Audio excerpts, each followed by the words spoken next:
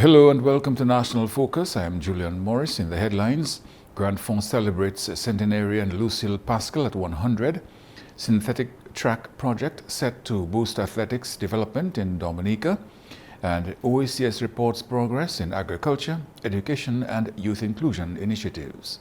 The details of the headline stories and more when we return.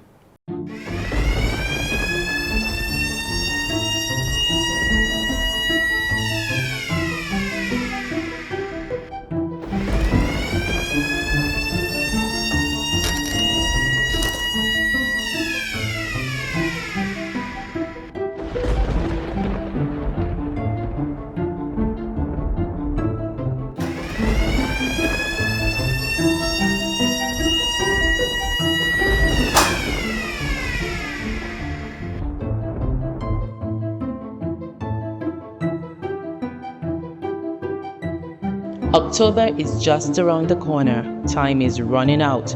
Get confirmed today.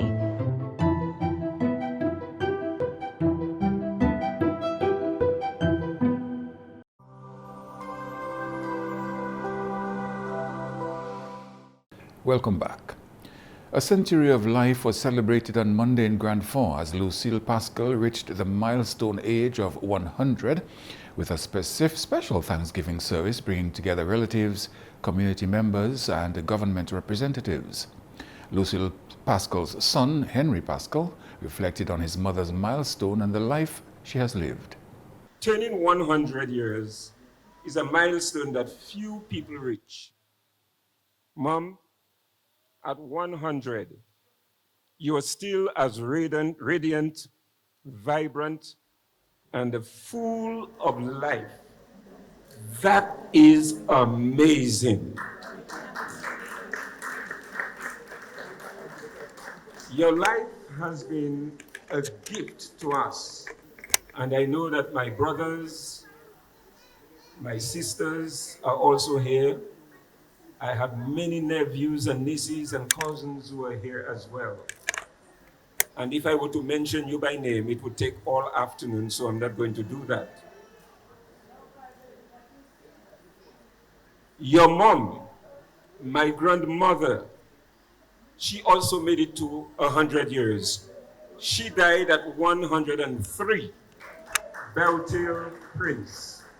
Minister of State in the Ministry of Health, Wellness and Social Services, Dr. Cassandra Williams, reminded the gathering that a meaningful life is not measured by accumulated wealth or titles earned. It is measured by the love we give, the lives we influence, and the legacy we leave behind. And by those measures, Mrs. Lucille Pascal has lived an extraordinary life. Love is often the foundation upon which great lives are built. For generations, Mrs. Pascal has been a source of love, strength, encouragement, and support to those around her. And I know that being the district medical officer for that area a few years ago. Through her care, her kindness, her faith, and her unwavering commitment to family, she has created bonds and continued to sustain and inspire generations. Her legacy lives on not only in memories, but in people, in children, grandchildren, relatives, friends, neighbors, and community members whose lives have been enriched by her presence. Dr. Williams said it was important to reaffirm the commitment to ensuring that older persons throughout Dominica can age with dignity, security, and respect. Today, as we celebrate Mrs. Pascal's remarkable century of life, we renew our pledge to renew or to continue advocating and investing in the well-being of all senior citizens across our nation. We honor Mrs. Pascal not only for reaching the remarkable age of 100 years, but for the example she continues to provide. In a world that often moves too quickly, her life reminds us of the enduring importance of family, community, faith, hard work, and human connection. The parliamentary representative reflected on the meaning of true greatness. Greatness is measured by the strength of character, from deep-rooted family ties, from values that we can pass on to others, and by a life well lived, one of compassion and love for others. Mumford, let me let you know, you're a symbol of greatness and respect. A truly successful person. A person who has lived well, laughs often, loved much, and gained the respect of others, and given the best that you had. I want you to know that I love you dearly. You have been a strong pillar of support for me. President of Dominica, Her Excellency Sylvanie Burton, expressed gratitude during the ceremony. Today, we say thanks be to God, because it is only God who can give us that breath of life to reach 100 years. And when He gives us that 100 years, we have to be grateful. Be grateful to the Lord. And this morning, I looked at the billboard, and I saw the number of centenarians that have lived and passed in Grand Fond and continues to live in Grand Fond. I understand that very soon, if God gives grace, we'll have another one. And so, you know, when you have a choir, we looked at, Mass was very nice this morning because we had a wonderful choir. And in every choir, you have a choir leader, right? And so, I think in Dominica, Grand Fond is that choir leader on behalf of centenarians. And so, the people of Grand Fond, you have to lead in gratitude to God. You also have to live in gratitude to the many families who've taken care of the centenarians, or who've taken care of family members who have attained 100 years. And I say to people everywhere I go, because I love to go to the centenarian ceremonies, that's one of the things that I love to do. I love elderly people. I grew up with my mother's adopted mother. She died at 95, and I was the person taking care of her. And I just love elderly people because I think elderly people have so much to offer. Don't care if they don't leave you a tin from what they possessed. But if you have, you share with them the knowledge and experience that is sufficient to take you to the bank. Centenarian Lucille Pascal herself addressed the gathering in Creole. C'est pour nous faire meilleur, éveillons les autres. Et bien, papa, mon Dieu, mon camarade, merci. Je dis pourquoi moi j'ai travaillé. Pour moi là, moi j'ai caïpaï, paï coco, moi j'ai paï canne, moi ouvert doigt à terre. Et bien, moi j'ai qu'à dormir avec ma oui, mon bas, nous bas Sahel. Je dis mon style veille. So, aide cause avec papa, mon Dieu. The new synthetic track is expected to significantly impact the development of a track and field in Dominica upon its completion. Planning is nearing the final phase, with work expected to begin in July. President of the Dominica Amateur Athletics Association, Mr. Brandon Williams, says the new facility will encourage more young athletes to take their craft seriously. We will see more persons participating in the sport. Over the years, we have seen a significant growth in the sport by almost 100%. At our track and field events, we have there about 300 athletes coming out. But now we'll have a home for the sport. We'll have kids athletics grade, our talent identification improving, and also our high performance athletes. All the athletes that we have who go overseas to train would be able to remain in Dominica, and they would be a motivation for the younger athletes to come. So imagine you have an athlete like Thea Lafont, Denick Luke, Trenis Hamilton, training in Dominica, able to inspire the athletes, and also to bring down a cadre of other top athletes across the region to come to Dominica. That will inspire the younger ones to go to the sport. So that is one of the impact that we see, that the facility will engage our athletes. The facility will also play a part in stimulating the economy, with professional athletes looking to use Dominica as a training ground. So we have started conversations with some of our counterparts in Europe, especially those in the Icelandic area such as Estonia, who are willing to come into Dominica to train during the winter season. Because if you notice, some of them, they have winter all year round, or they will have significant level of snow. So if they could come in a warm area like Dominica, you know, a new country with the facilities, they'll be able to maximize their training to prepare for events such as World Championships and other continental events. He added that this facility will play a significant role in the development of local athletes, giving them an avenue to train at home. You have a sport that has demonstrated its international presence, and I will always signal out Thea Lafont, Denick Luke, Addison James, Trennis Hamilton, who have shown that they have the talent. However, if they don't leave Dominica to go to train, they will not be able to attain such feats that they have attained, such as World Championships, Carifta Games, Pan Am Championships as well. We have athletes currently ranked in the top 10 in the world without a facility they can call their own. So with that, we'd be able to produce more homegrown talent, and we'll be able to see more athletes overseas excelling. So that is the importance that we see with the track and field facility being constructed in Point Drunk area, where we'll be able to identify our local athletes who go out there to continuously perform at the highest level. Meanwhile, parliamentary representative for the Portsmouth constituency, Honourable Fenella Wenham Shepherd, encouraged the citizens to prepare themselves for the opportunities that the track will provide. What I believe this will do for us, even in the construction phase, is to have some economic activity happening in the constituency, where we have our skilled men and women have their talent and skills put into use.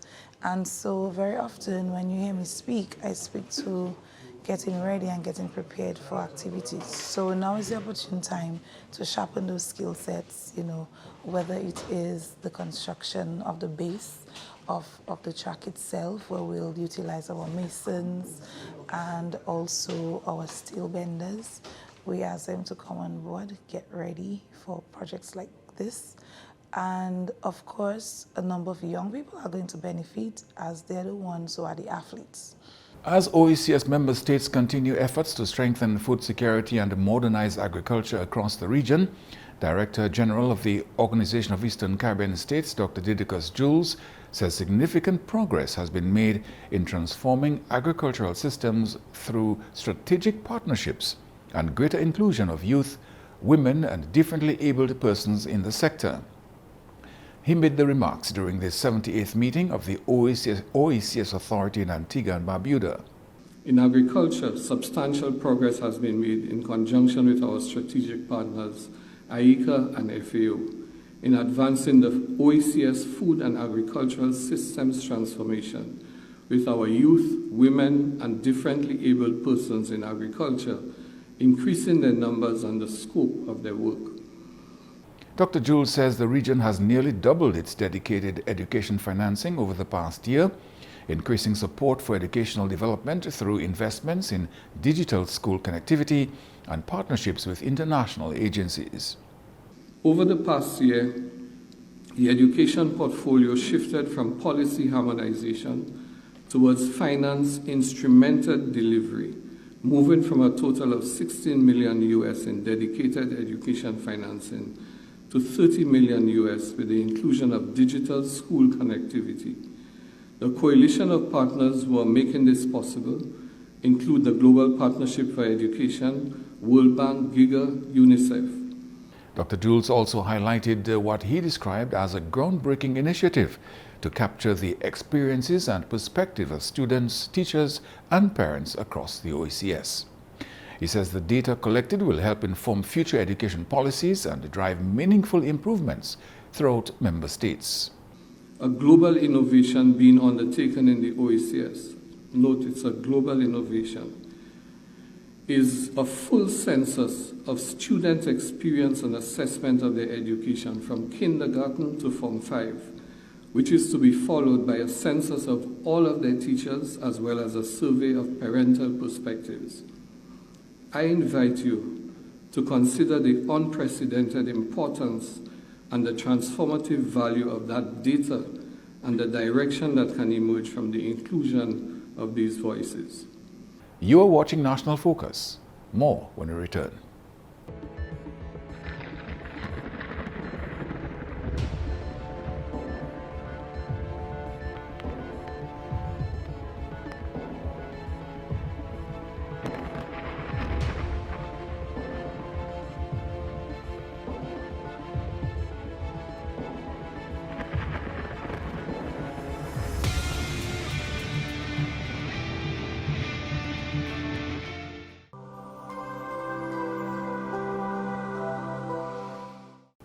Welcome back.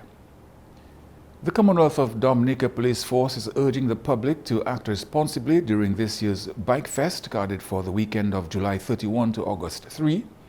As the Bike Festival approaches, police are reinforcing calls for safety to be strictly observed. We have seen too often, we are seeing now even 3 persons on motorcycles. Section 70 creates an offense for this particular behavior. Section 71 speaks to reckless and dangerous cycling. Section 72, careless and inconsiderate cycling. Section 73, cycling when under the influence of drink or drug. Section 78, wearing of protective headgear. And this is one of the things that we see very rampant now. Motorcyclists wearing or not wearing any headgear while riding. Each offense on conviction carries a penalty of fine and confine. The police, in collaboration with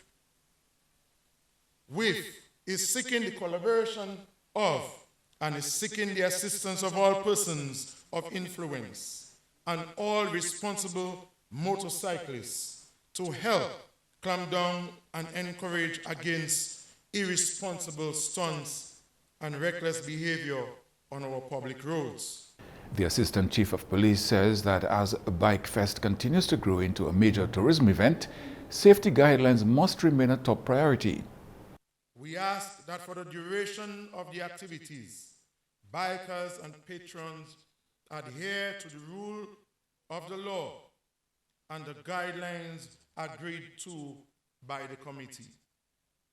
Participants and patrons of the various activities are encouraged to adhere to the instructions which may be given by the police and security marshals during the activities. This bike festival has become a tourism product for our island. However, the safety of citizens, other road users, patrons, and bikers is paramount. Meanwhile, Discover Dominica authorities encouraging wide support for the festival. This stage is set for an unforgettable weekend from July 31st to August 3rd, 2026. On behalf of the Ministry of Tourism, Discover Dominica Authority, and the Dominica Festivals Committee, and everyone here, come out and support the Bike Life, the Bike Fest 2026, as we make this the biggest and safest staging yet. Rev hard, ride free, ride together. Helmets on, ride on. And now your weather update. A high-pressure system is expected to result in breezy to windy conditions across the island during the next 24 hours. However, the passage of a low-level trough to the north is expected to produce a few showers across parts of the island. By evening, moisture associated with a tropical wave passing south is expected to result in a few showers. Good air quality and visibility are expected to persist until tonight, before another plume of Saharan dust begins to affect the area. Individuals who are sensitive to dust should remain alert and take the necessary precautions. Seas are expected to be moderate during the next 24 hours. Waves are forecast to reach near 5 feet along the western coast and near 8 feet along the eastern coast. A small craft advisory remains in effect. Small craft operators and sea bathers should continue to exercise caution. And that's all for this edition of National Focus. Be sure to follow GIS Dominica on Facebook, YouTube, and on Twitter. You can also drop us an email at gis@dominica.gov.dm. From all of us here on the GIS News Production team, I am Julian Morris. Thanks for watching.